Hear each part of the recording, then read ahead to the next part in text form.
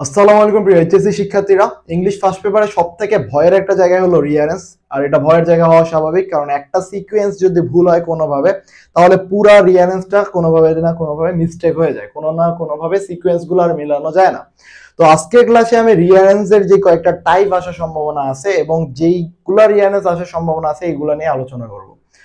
তো ফার্স্ট এই 7টা রিয়ারেন্স হচ্ছে তুলে রাখতে পারিস, এই 7টা রিয়ারেন্স প্র্যাকটিস করবি।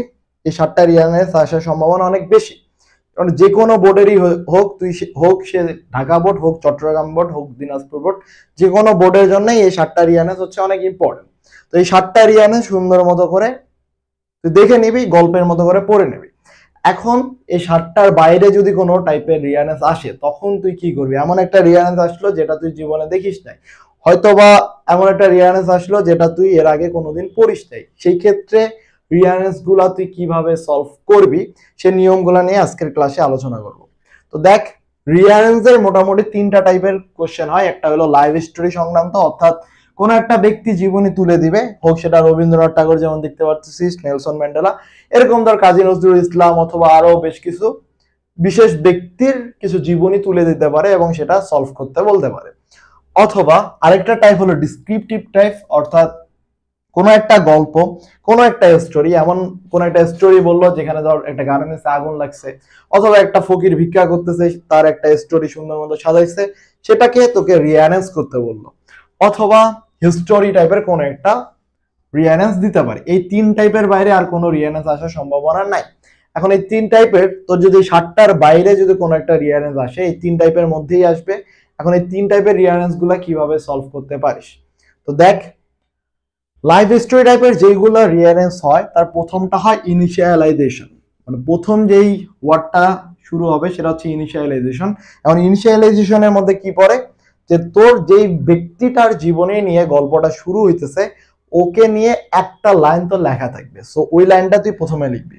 দেন তার জন্ম কোথায় হয়েছে, এই জিনিসপাতি, এই টাইপের জিনিসগুলো সিকুয়েন্সিয়ালি লেখা থাকবে। এরপর তার প্যারেন্টস, তার বাবা মা ছিল কিনা, তার বাবা মা থাকলে সেটা পেশায় কি করে, প্রফেশন কি, এই টাইপের কিছু ইনফরমেশন দেওয়া থাকবে। এরপর তার চাইল্ডহুড সংক্রান্ত জিনিসগুলো লিখবি, মানে প্রথমে লিখবি ইনিশিয়ালাইজেশন, তারপর বার্থ, তারপর প্যারেন্ট সংক্রান্ত জিনিসপাতি, তারপর লিখবি চাইল্ডহুড সংক্রান্ত জিনিসপাতি, সে তার শৈশবকাল কোথায় কাটাইছে, কৈশোরকাল কোথায় কাটাইছে, এই জিনিসগুলা লিখবি। এরপর হচ্ছে তার এডুকেশনের জিনিস আসবে, সে সেকেন্ডারিতে কি করছে, হায়ার সেকেন্ডারিতে কোথায় কি করছে, ইউনিভার্সিটি লাইফ যদি থাকে সেটা লিখবি। তো এই জায়গায় 3টা সিকোয়েন্স হইতেছে।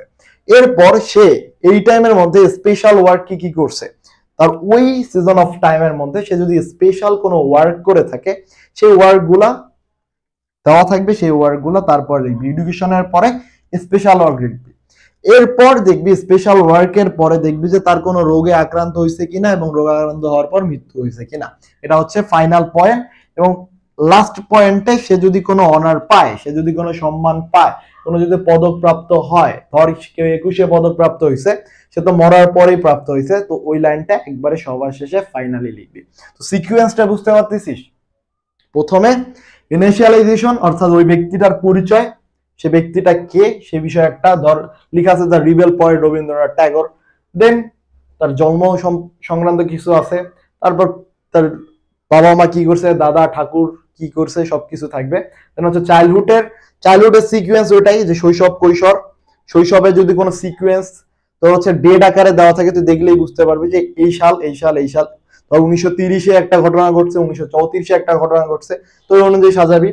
এডুকেশনও ওই যে সেম ওয়েতে, ধর এত সালে হায়ার সেকেন্ডারি পাস করছে, তারপরে হচ্ছে ইউনিভার্সিটিতে ঢুকছে, তো ওই অনুযায়ী সাজাবি। স্পেশাল ওয়ার্ড গুলো সেই সাল দেওয়া থাকবে, অথবা সিকুয়েন্সিয়ালি কিছু একটা দেওয়া থাকবে যেটা অনুযায়ী লিখবি। তার মানে এডুকেশনের পরে স্পেশাল ওয়ার্ড, তারপর ডিজিজ, তারপর অনার।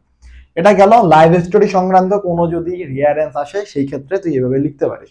এখন সেকেন্ড টাইপে ডিসক্রিপটিভ টাইপ, ধর কোন একটা গল্প তোকে দিয়েছে এবং সেই গল্পটা তোকে রিয়ারেন্স করতে বললো, সেই ক্ষেত্রে তুই কিভাবে করতে পারিস?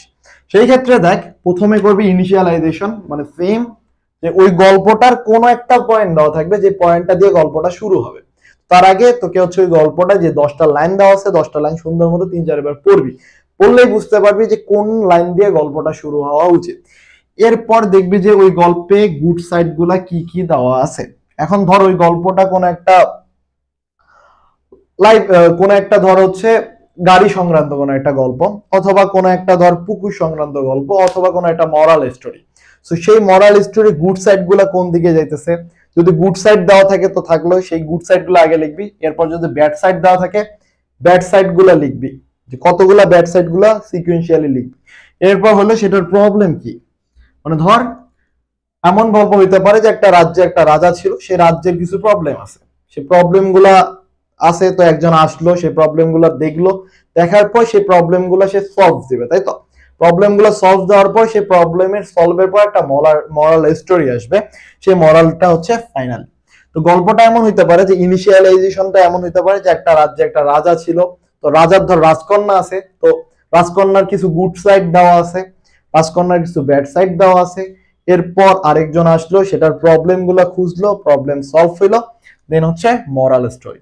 তো এইভাবেই সিকোয়েন্স গুলা মেনটেন করার চেষ্টা করবি, যে দেখবি যে ওখানে গুড সাইড গুলো দেওয়া আছে কিনা। যদি গুড সাইড দেওয়া থাকে আগে লিখবি, তারপর যদি ব্যাড সাইড থাকে তাহলে ব্যাড সাইড লিখবি। এই দুইটা পয়েন্ট যদি দেওয়া না থাকে, যদি এখান থেকে ডিরেক্ট প্রবলেমে যায়, প্রবলেম দেখবি, প্রবলেম আগে লিখবি, প্রবলেম লেখার পর প্রবলেমে সলভ খুঁজবি, সেখানে প্রবলেমের সলভ গুলো সিকোয়েন্সিয়ালি দেখবি, দেন হচ্ছে মরাল, গল্পের মরাল দেওয়া থাকবে, সেই মরালটা লিখে দিবি। এখন ফাইনাল যে টাইপটা আসার সম্ভাবনা হয় সেটা হলো স্টোরি টাইপের, কোনো একটা ইতিহাস সংক্রান্ত। ধর ইতিহাস দিল 1971 সালে অথবা 1952 সালে, যে ইতিহাসগুলো তোর জানা, এখন এই জানা ইতিহাস তো তুই পারবি। এখন ধর কোনো একটা অজানা ইতিহাস দিল, যে ইতিহাস সম্পর্কে তোর জ্ঞান খুব কম। ইতিহাস সংক্রান্ত জিনিসগুলোতে যেটা হয় যে সাল গুলা দিয়ে ভরায় থাকে, মানে 8টাতে দেখবি যে 6টাই সাল দেওয়া আছে, 2-1টা সাল দেওয়া নেই। প্রথমে স্টোরি ইনিশিয়ালাইজেশনটা খুঁজতে হবে, কোথায় থেকে স্টোরিটা শুরু হয়েছে, গল্পের শুরু কোথায়, ইনিশিয়ালাইজেশন এখানেও করতে হবে। করার পর দেখবি যে সালগুলো সিকুয়েন্স গুলো মেলানোর চেষ্টা করবি, 1652, 1654, 58, 60 এরকম করে সাল সিকুয়েন্সিয়ালি ঘটনাগুলো বর্ণনা করা থাকে। তো স্টোরি টাইপ আসলে তোর জন্য অনেক বেশি সুবিধা অ্যাকর্ডিং টু ডিসক্রিপটিভ টাইপ আসলে। স্টোরি টাইপ আসলে স্টোরি যদি কোনো একটা ইতিহাস দেওয়া থাকে সেক্ষেত্রে তুই ইজিলি সলভ করতে পারিস, কারণ সেখানে সালগুলো খুব সুন্দর মতো দেওয়া থাকে, সাল মিলাই মিলাই সলভ করবি। তো এই ছিল 3টা টাইপের প্রবলেম, এই 3টা টাইপের মধ্যে থেকেই তোর আসলে রিয়ারনেস আসবে, এর বাইরে থেকে কোনো রিয়ারনেস আসবে না। তোর কাজ হলো, প্রথম কাজ এই যে 7টা এখানে দেওয়া আছে, এই 7টা আগে তুই হচ্ছে দেখবি, পড়বি, তারপরে এইগুলা একটু খাতার মধ্যে লিখে রাখবি, লিখে রেখে একটু চিন্তা ভাবনা কর যে এইগুলা কিভাবে সিকোয়েন্স গুলা মনে রাখার চেষ্টা করবি, জাস্ট সিকোয়েন্স গুলা মনে রাখার চেষ্টা করবি, যেভাবে আমি তোকে বললাম সেইভাবেই মনে রাখার চেষ্টা করবি, এবং পরীক্ষার মধ্যে সেগুলো প্রয়োগ করার চেষ্টা করবি। তো এই ছিল আজকের ভিডিও, ধন্যবাদ।